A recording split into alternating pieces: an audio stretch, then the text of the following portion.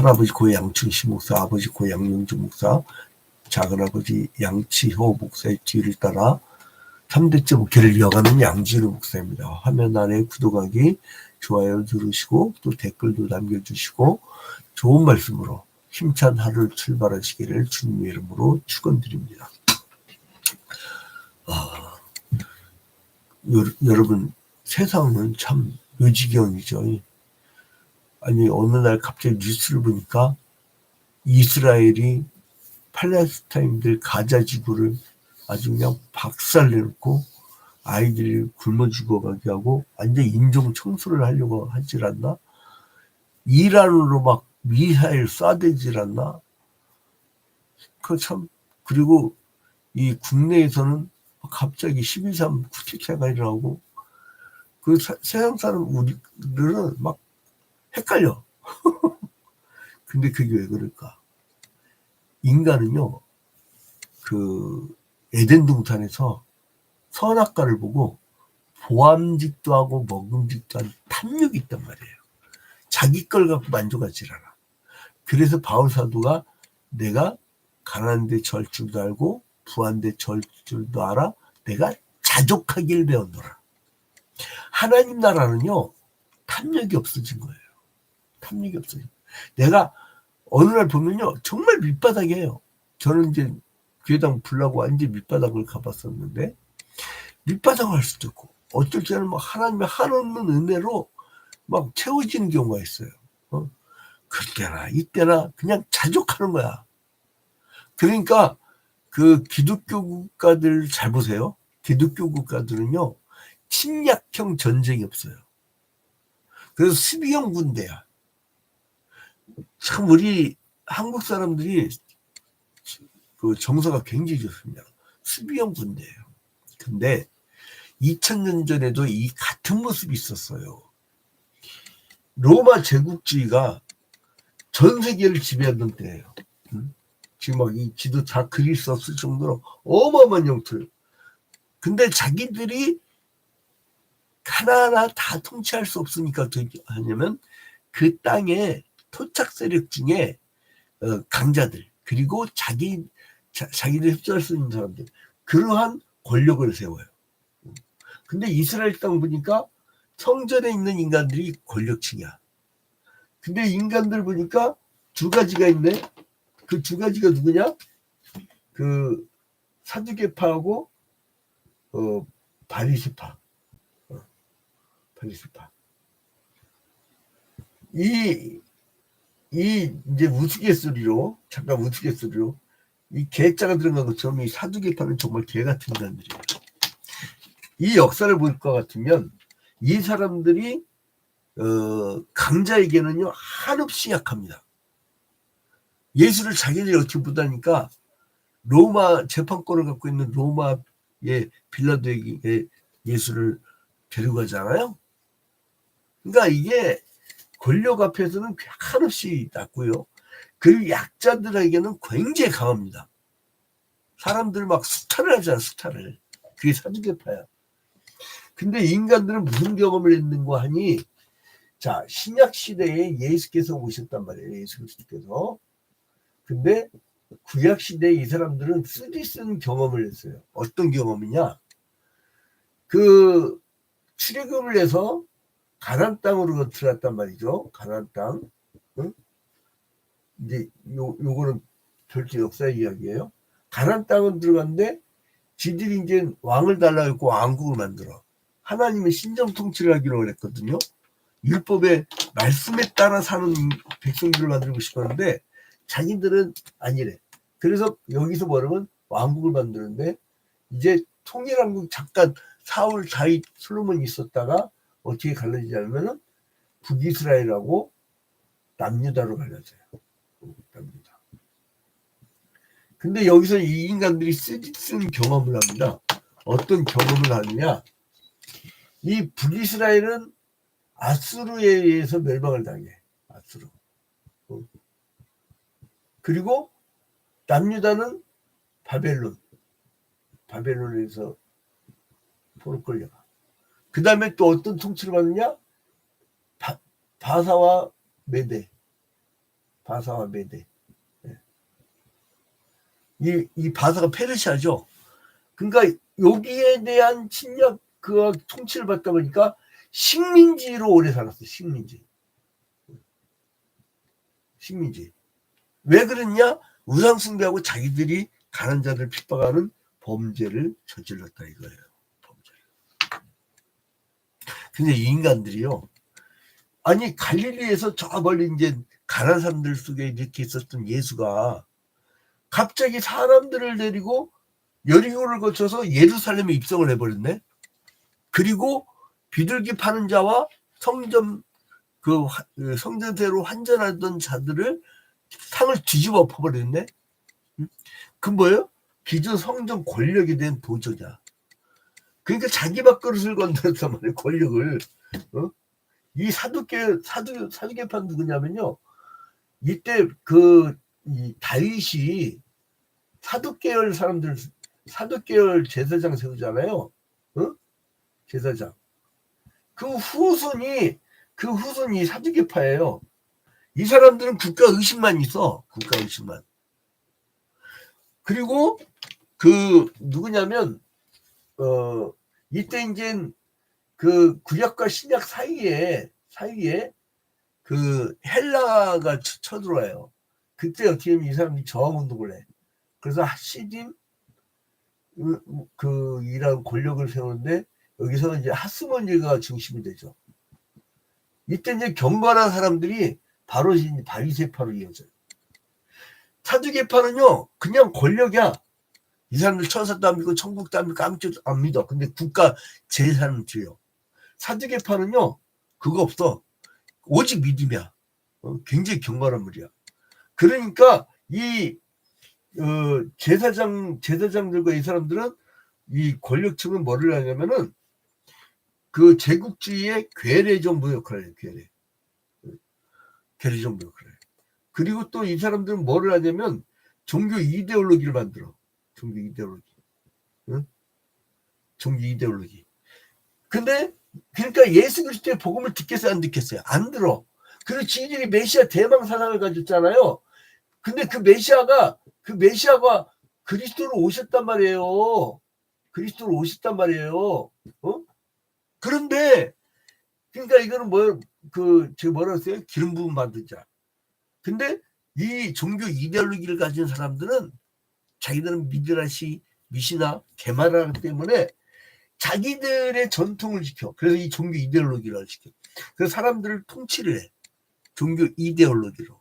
여러분 종교와 정치가 결합하면요 무섭습니다. 사람 살육을 해요. 여러분 얼마 전에 봤잖아요. 종교가 정치에 개입하니까 어떻게 돼요? 목숨을 걸고 법원도 박살 내버리잖아요. 그 절대 우리나라 대한민국 헌법은 성경 정신이 굉장히 깃들어 있거든요. 20조 2항이 뭐라고 있어요? 정치와 종교는 분리된다. 그러니까 종교는 보편질 갖고 요것들이 우상숭배가 잘못됐다 하면 선지자적 입장을 혼낼 수는 있어. 근데 자기가 특수한 속에 들어가면 안 돼. 왜냐면 우리가 보편질을 배웠기 때문에. 모르겠어요. 제가 보수교단에서 보수신앙만 배워서 그런지 몰라도 아주 정치 목사들 보면 막 정치검찰이나 막 정치판사 이런 인간들보다 더 막 역겹다고. 기도하라고 성경 연구하라고. 나가서 마이크 잡고 하는 소리 보면 완전히 막 신학적 분석을 해보면요 평신도보다 못해. 완전 이건 생또라이들 발언을 한 것 같아. 이런 얘기하면 또 이제 난리 난다 이제 나한테. 교단 나가서 내가 막 엄청 혼나요. 양 목사 좀 자기 하라고. 근데 내가 뭐 정통신학에서 벗어나고 있어요? 근데 아무튼 이 예수 그리스도가 이 사두개파와 바리새파의 충돌을 일으킬 수밖에 없었어. 그래서 예수님이 성전에 들어가고 성전 권력에 돈벌이 사람들 상을 엎어버렸으니 가만 놔두겠어요? 그래서 종교 지도자들이 막 와가지고 예수님한테 시험을 내요. 야, 네 권위가 어디서부터 왔느냐? 2절 봐봐요. 먼저 1절부터 봐야겠다. 하루는 예수께서 성전에서 백성을 가르치면 복음을 전하실 때 대제사장과 서기관들. 대제사장은 이 계열의 사두개파이겠죠. 사두개파의 부하들. 그 다음에 서기관들은 말씀 많이 연구한 바리새파의 그 사람들이겠죠. 그리고 장로들은 그 자기들이 권력의 상징이겠죠. 그래서 이 사람들이 뭐랍니까? 2절에 나라에 이르는데 당신이 무슨 권위를 이런 일을 하는지 그 권위를 주신 이가 누구인지 우리에게 말하라. 그랬단 말이에요. 여기서 무서운 의도가 있었습니다. 이제 성전 정화를 했잖아요. 여러분 우리가 먼저 기억해야 될 게 뭐냐면 예수께서 그 마태복음 21장, 마가복음 11장, 그리고 오늘 누가복음 20장 전에 누가복음 19장에 어제 성전 들러엎어버리잖아요. 그러니까 성전 들러엎고 나서 이 사람들이 열받은 거야. 그래서 악감을 가지고 예수님의 권세가 신적인지 인간인지 그 권세의 출처를 물어보려고 왔어요. 그러니까 뭐냐면 예수를 체포하려는 거야. 하늘로부터 왔다 하면 이거는 그 신성모독이야. 그리고 인간적이다 그러면 이거는 사기꾼이야. 뭐 이런 식으로 나가렸던 거야, 이 인간들이. 그러니까 이 관계를 알고 예수님께서 대신 요한의 세례의 출처를 물어봐요. 그러니까 이 봐봐요. 4절 봐봐요. 야, 요한의 세례가 하늘로부터냐 사람으로부터냐. 그러니까 아주 곤란하잖아요. 그러니까 진타인간에 빠지니까 여러분 그러니까요. 그 상대를 제압할 때 말씀으로 제압해야지 이 주먹은요 잠시 사람을 멈추게 할 수 있어요. 그러니까 우리나라는 군사 독재 시절을 겪었잖아요. 야, 그때 교회들이 전부 다 그 군사 독재자들을 막 칭송을 했다고. 거의 내가 볼 땐 90% 이상이야. 그 습관이 지금도 있어. 이 큰 권력 앞에서는 비굴하고 그 약한 자들한테는 막 그냥 막 해버리는 그 습성을 못 버려. 내가 저기 정통신학의 교리는 내가 조직신학을 가르친 사람이에요. 그러니까 개혁주의 보수신학을 이 맥을 얘기해 주는 사람이기 때문에 더 이상 나한테 시비는 못 걸어. 왜냐면 정통신학 갖고 하는데 그런데 보면 성경에서도 봐도 이런 인간들이 있다니까. 성전 권력을 쥐고 로마 제국주의한테 아주 제국주의한테 비굴하고 제국주의 막 찬양하고 그리고 이제는 식민지 민중들에게는 아주 못되게 구는. 그러니까 말씀을 이렇게 말씀으로. 그 이제 그 유대 종교자들 책망하는데 9절 봐봐요. 9절. 그가 또 이 비유로 백성에게 말씀하시기 시작하시니라. 한 사람이 포도를 만들어 농부들에게 새로 주고 타국에 가서 오래 있더라. 이 그 포도원 주인은 누가요? 포도원 주인은 하나님이에요. 하나님 비유. 하나님. 그 하나님이 이제 농부들에게 새로 주고 타국을 갔어. 이게 누구냐면 구약 전체에 나왔던 이 하나님의 자녀들. 이게 농부들이야, 농부들. 농부들. 이 포도원 주인이 농부들한테 맡기고 왔어요. 근데 이제 이 사람들한테 종을 보내갖고 이것들 잘하고 있는가 가서 봤더니 때리고 막 못이 괴롭혔단 말이에요. 자, 봐봐요. 10절에. 그러니까 이제 이 소출 얼마를 받으려고 이제 갔는데 막 때려. 이게 누구냐? 북이스라엘과 남유다에 있었던 선지자들을 때리고 죽이고 막 그런 거예요. 그래서 이 포도원 주인이 열받았어. 그래서 13절에 포도원 주인이 이르되 어찌할까 내 사랑하는 아들을 보내리니 그는 존재하죠. 그래서 아들을 보냈어. 여기에 선지자들을 보낸 포도원 주인이 농부들에게 그러니까 여기 북이스라엘 남유다에 있던 왕들이나 이런 그 부정부패 권력층들을 얘기하겠죠. 그들에게 선지자를 보는데 때리고 말도 안 들어. 주인 말을 전달하러 왔을 거 아니에요. 그러니까 이 종들은 누구냐? 구약의 예언자들 위해. 아들은 누구냐? 예수 그리스도를 보냈는데 그 아들까지 죽여버려요. 그래서 그 16절에 와서 그 농부들을 진멸하고 포도를 다른 사람에게 주리라. 그러니까 뭐냐면 이 구약 시대 때 범죄를 하였던 이 유대인들, 이게 농부가 유대인들. 여러분 누가복음 20장 어디 갔어? 16절. 누가복음 누가복음 16절은요. 16절은 굉장히 무서운 말씀입니다.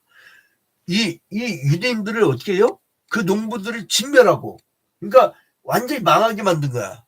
완전히 망하게. 식민지 생활하고 나중에는 AD 70년에 나라를 잃고 예루살렘 함락되고 2000년 동안 나라 없는 민족으로 살잖아요. 그걸 회개해야 되는데 그 회개 안 해. 회개 않고 아직도 지들이 성적 권력자예요. 그래서 막 이방을 막 괴롭히는 거예요. 여러분, 선민의식을 가진 사람들 있죠. 시오니즘주의자들, 시오니즘 가진 사람들 이방을 개 취급을 합니다. 사람을 안 이겨요. 수르보니게 여인 그 비유를 들면 여러분들 아실 거예요. 그래서 진멸하고, 자 16절 와서 그 농부들을 진멸하고 포도원을 어떻게 해요? 다른 사람들에게 주리라. 다른 사람 누구예요? 신약에 예수를 따른 이방인들 정신 차린 유대인들 일부와 정신 차린 일부와 그러니까 이 사람들을 끊어버리고 이 이방인들을 통해서 역사를 이뤄가는데, 이 역사는 뭐냐면 믿음의 공동체를 믿음의 이걸 이끌어요. 이거를 이렇게 봐야 돼요. 이게 정확한 해석입니다. 자, 그래서 이 예수님께서 비유로 종교 지도자들의 교만과 외식을 책망하니까 이 사람들 또 계략을 꾸려요. 뭐라고 하냐면 정탐꾼을 보내. 밀정. 일본 놈들이 밀정 집어넣고요. 독립군 잡아내는 것처럼. 그리고 이제 자기들이 통치하기 전에, 여러분, 우리나라 한일 병탄하기 전에, 1910년 병탄하기 전에 이미 밀정들이요, 활발하게 움직였어요. 장학생들, 일본 장학생들. 자, 아무튼, 그런 식으로 정탐꾼을 보내. 위장을 해. 그래서 예수님께 질문을 해요. 그래서, 이제, 뭐라고 질문하냐면, 이제, 이 세금을 누구한테 드려야 됩니까?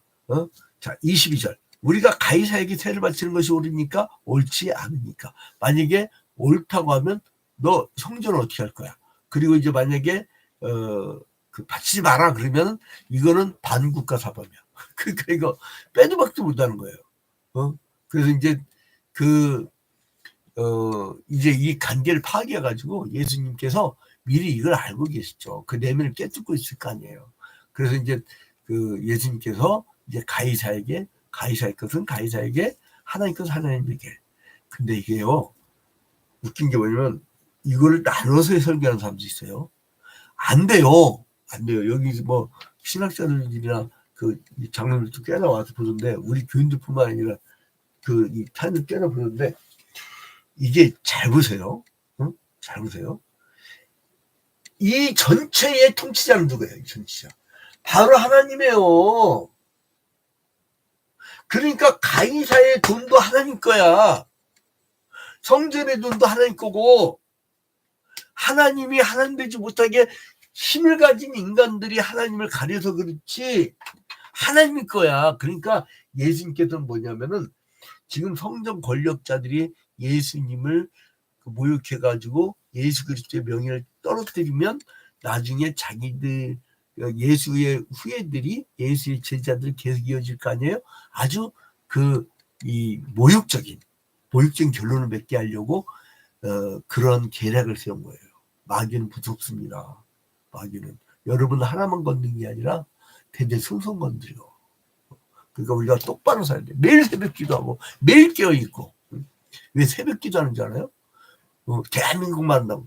그러니까 대한민국 이렇게 맨손으로 일어서고 잘 살지. 우리나라 토기 한 방울도 안 나요. 뭐 그 천연자원 있는 게 뭐가 있어요? 이 사람이 이게 두뇌 이게 막 돌리는 것만 있지. 그래 머리 잘 써야 돼요. 머리 잘못 쓴 미래라는 사람들 지도자를 세우면요 다 들고 생각합니다. 그러니까 이게 머리가 잘 돌아야 싹싹싹 돌아가야 되는데, 아무튼 예수님께서 이런 정탐꾼들의 말을 듣고 이제 이게 하늘의 지혜로부터 나온 것이다. 근데 이 사람들이 또 뭐라면 형사치수를 물어요. 형사치수. 그러니까 형수가 죽으면은 이제 동생이 취하는 게 있거든요. 그러니까 형사가 뭐냐면 형이 죽으면 형사 그를 취하는데 뭐를 취하냐면은 그걸 취하는 거예요. 취하는데 이게 뭐더라?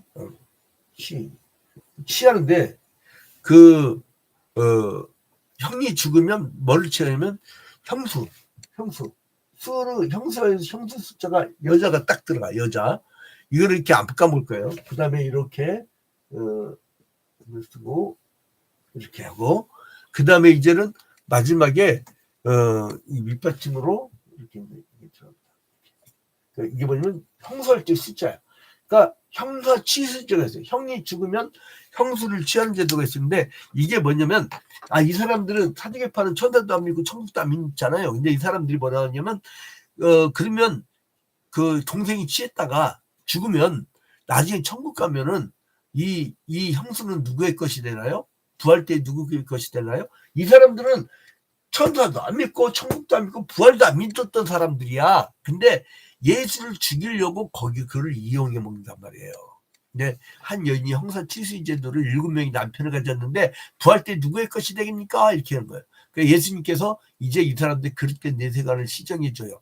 그러니까 뭐냐면 종교는 뭐냐? 이 영과 육이 만나야 있는데, 자, 우리 기독교는 뭡니까?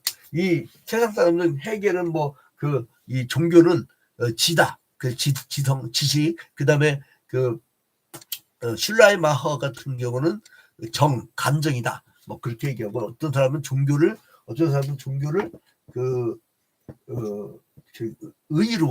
지정의 중에 의의로 보고 의의로 해야 된다는, 그러니까 그거는 임마누엘 칸트 그런 사람들이 이제 주장을 하는데, 우리 기독교에서요 이 종교는 어디 있냐면 이 마음에 있어요. 영과 육의 사이에 마음. 그러니까 이 마음이 영과 육이 나중에 죽어갖고 떨어지면 마음은 없어져. 그러니까 이 땅에서 내가 사랑하는 사람의 마음은 없어진다니까요. 그러니까 이제 그 천국 가면은 그게 구별이 없는 삶이 되는 거예요.